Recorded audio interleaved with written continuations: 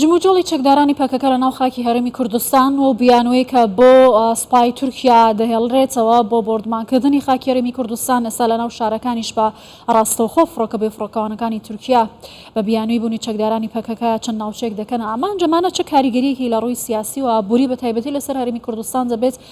بۆ ماوەی ڕابردوش بە تایبەتی لەسەر پارێزگای سلێمانی. بەڕێز حەسەن جەباری میوان ماش ژۆڤەکاری سیاسیە لە سلێمانیەوە لەگەڵمە. بەڕێز حەسەن ئەم کاتت باش. ئەمە یەکەم جار نییە کە ئاسایشۆمنێتی هەرێمی کوردستان لەلایەن چەکدارانی پەکەکەوە دەخرێتە مەترسیەوە خاکێک کە جێگەی چالاکی چەکداری بەشەکانی دیکە نییە بە تایبەتی پەکەکە. بۆچی ئەم دیاردەیە هەردووبارە دەبێتەوە؟ ئەم بیانوانە بۆچی لە نێو خاکی هەرێمی کوردستان دروست دەکرێت؟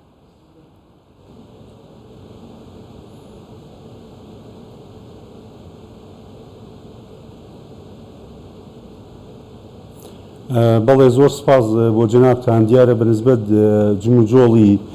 پەکەکە لەم سوور لە شاری سلێمانی لە دەوروبەری لە شارباژێر لە شوێنەکانی کەشت بەڕاستی من پێم وایە داڕێژەرانی سیاسەتی گشتی پەکەکە لە ئاستی پێویستانین وەڵسەنگاندنیان نییە بۆ دۆخەکە لە هەرێمی کوردستان، چکە پێم وایە هەر حزبێکی سیاسی کە لە شوێن و مەکان و جێگەی خۆی نەبوو و مڕاعاتی یاسا و دەستوری هەرێمی کوردستانی نەکرد ئەو مڕاعاتی دۆخی هاوڵاتیانیش ناکە. بۆیە هاوڵاتیان زۆر نیگەران بەڕاستی لەو جموجۆڵە بەرچاوێت لە شوێنە سنووریەکان کە زۆر جار ئەبێتە هۆی ئەوەی جموجۆڵی ئابووری و ناحی دەرونی خەڵک وەکو پێویست نەبێ. دیارە هەڵبەتە ئەمە گەیشتوێتەوە قۆناغێژە و ڕادەیش کە تەئسیر لەسەر بازرگانی کە تەئسیر لەسەر بازرگانی و سوڕی ئابووری کرد. هەڵبەتە ڕاستەوخۆ خەڵکی هەرێمی کوردستان بە تایبەتی شاری سلێمانی زەرمەند دەبێت. لە بۆیە وتم سیاسەتی گشتی و ئاڕاستەکردن بەم جۆرە لە سیاسەتی پەکەکە خزمەت نە بە هەرێمی کوردستانەکە نە بە خۆشیانەکە. زۆر جارێمەوەمان باس کردووە پێمان سەیرە ینی تۆ لە بەشێکی کەی ئەتوانی خەبات بکەی و چالاکی بکەی واڵس و کەوتی بکەی خۆت بکەی و ڕەفتار بکەی بۆیتە سەر سنوورێک سەر جێگە و ڕێگەیەک کە دژی یاسا و دەستورەکانی ئەو شوێنە یان وای لێ هاتووە سا تەدەخولی پەکەکە بۆ هەرێمی کوردستان بۆتە کێشەیەکی گەورە لە ڕووی بازرگانی لە ڕووی سیاسی. لە کاتێکە ئێمە هەموو ئەزانین دۆخی هەرێم لە چی وەزعەکە بە تایبەتی سا گفتوگۆی ورد و چڕمان هەیە لەگەڵ حکومەتی عراقی لەسەر موجە لەسەر یاسای گازونەوت کامانە بەپی ینی خەڵک چاڕوانیەوە کە خۆشگوزەران بێ ئاراستی ژیانی باشتر بێ ئەبێ حزبە سیاسیەکانی بەشەکانی کەی کوردستان ڕاعاتی و دۆخی هەرێمی کوردستان بکەن. ئەخۆ گەرانەوێت لە هەرێمێکە چالاکی خۆیان بکەن لە ڕۆی حزبی و سیاسیەوە بێواز لە ئەم مۆزوعانە بێن و بابەتانە بین بۆی نەبنە ینی هۆکارێک پاساوێک بۆی وڵاتانی کە تەدەخولی هەم سیادی عێراقکەن هەم سیادی هەرێمی کوردستانی پێشەکەن. بەڕاستی ئەمان پاساویان ناوە بەدەستەوە هەڵس و کەوت و ڕەفتارەکانیشیان بۆتە هۆی ئەوەی خەڵک نیگەران بێ لەم سوورە و ژیان و تاثیر کاتە ژیان بەتایبەتی لە ڕووی ئابووری لە ڕووی بازرگانی و کابینی چەندێک کە مەقاڵی سلێمانی داخراوە. کێ دەبێت بێتە دەنگ لەسەر ئەم بارودۆخەی کە هەیە لایانی پەیوەندیدار دەبێت چه هەڵوێستێک وەربگرێت سەبارەت بەم بارودۆخە؟ ئەگەر ڕاستەوخۆ قسە لەسەر ئەم بابەتەکەین پێم وایە بە دەرەجەی یەکەم پەکەکە بەرپرسە لەم جۆرە سیاسە و ڕەفتارانەی کەیکە. دوو ئەگەر بینە سەرەوەی بەڕاستی مەسەن دەوڵەتێکی وەکو تورکیا ڕەنگە چەندین جار هۆشداری یابێ بە حکومەتی عێراقی و هەرێمی ئاگدار کردووە کە ئەو ئەم بابەتە وەکو مەلەفی ئاسایشی نەتەوەی خۆی سیرەکە.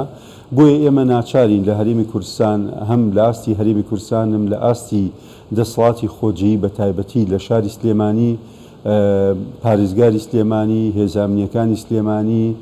و حزبە سیاسی باڵا دەستە لێرە ئەبێ جێ بخۆڵقێنێ کە هاوتەری بێ لەگەڵ یاسا و دەستوری هەرێمی کوردستان و عێراقا واتە ئەو مەجالە و بۆشایە ئەمنیانە نێڵێ و ڕاستەخۆ بە سەراحەت نێڵێ هیچ بارەگا و بنکەیەکیان هەبێ کەوا بکاتە ئەسیر کاتە سەر ژیان و گوزەرانی خەڵک کە خەڵک نامرتاحکە لە لایەکەوە لە لایەکی کێشەوە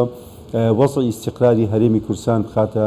مەترسیە. چکە ئێمە هەموو ئەزانین یەکێ لە ئەولەویاتەکانی هەرێمی کوردستان و ئاجندەی هەرێمی کوردستان ئەوەیە مۆزوعی ئیستیقراری سیاسیە کە ئیستیقراری سیاسی هەبوو بێگومان مۆزوعی بازرگانی باشە بێ مۆزوعی هاتوچۆ باشە بێ. دلیلی قسەکانی ئێمەش خۆمان نەزانین ئەو ماوەیەکی زۆرە گەشتەکان لە فڕۆکەخانی سلێمانی قەدەغە کراوە و وەکو پێویست نییە و کۆمەڵی بازرگان کە ڕاستەخۆ تەماسیان هەیە لە ڕووی بازرگانیەوە لەگەڵ تورکیا زۆر زەرمەند بوون. هەڵبەتە ئەو بازرگانیش تاسیری ئەگەوردی کەیتەوە تاسیری بێ بۆ ژیان و گوزەرانی ئەم شارە. بۆیە گرنگە پەکەکە ئیعادە نەزەر بکاتەوە لە سیاسەتی گشتی خۆی لە هەڵسوکەوتی لە ڕەفتاری لەو شوێنانی کە پێویست ناکا و هیچ سوودی نییە بۆ ئەو یانی بەدڵنیایەوە کەواڵم هیچ سوودی نییە بۆ پەکەکە لەکە لە شار باژێر و لە هەندێک ناوچەیەکەی هەرێمی کوردستان ئامادەیی هەبێ و ئەتوانی خەباتی سیاسی خۆی و خەباتی مەدەنی خۆی باتەوە تورکیا لەوێ ئەنجا بە سوبی گفتوگۆیە بە مفاوەزاتە بە هەر ئاراستەیەکە ئەتوانێ ئیشوکاری سیاسی خۆی بکاوە دوور بێ لەم بەشەی کوردستان کە هەرێمی کوردستان حکومەتێکی ڕسمی دامپێدراوی هەیە بەرز جەباری ئەگەر پێشووتر لە ناوچە سنووریەکان باڕاستاکی باش بکە چالاکیەکانی پەکەکە چڕ دەبوونەوە و ناوچانە بۆردبان دەکران ناوچە گەشتیارەکان بە هەمان شێوە کە ئەنجومەنی یاسایەشی ساڵی ڕابردوو لەسەر و ناوچە گەشتیاری زاخۆ لەسەری هاتە دەنگ و حکوومەتی عێراقی ئەرکدار کردبەوەی کە بەپێی یاساکانی مامەڵە لەگەڵ تورکیا بکات. ئێستا لە ناو شارەکان ڕاستەوخۆ بەدانانەوەی بۆمب بە کوشتنی ئەو کەسانی کە ئیتر خۆیان دەڵێن بۆ مەرامی تایبەتی خۆیانە چالاکی دەکەن. ئەمە ڕێگە پێدراوە چۆن یاسای وڵاتێک بەرامبەر بەم جۆرە ڕەفتارانە بوەستێتەوە. بەداخەوەی من تەماشام کردە ڕووداوی زاخۆ ڕووداوەکانی کێشنجا بەڕاستی ئەمە تیرۆرە و هیچ پاساوێکی نییە ئەبێ بە پێی مادەکانی تیرۆر معاملە لەگەڵ ئەمە لەفا بکرێ چونکە کەسێک لە ماڵی خۆیان لە شوێنی خۆیان لە جێگەی خۆیان واجب بوو ئەرکی خۆی ئەبینیە و خەڵکێکیێت بە مەبەستێکی چاواشەکاری یان بە مەستێکی نادیار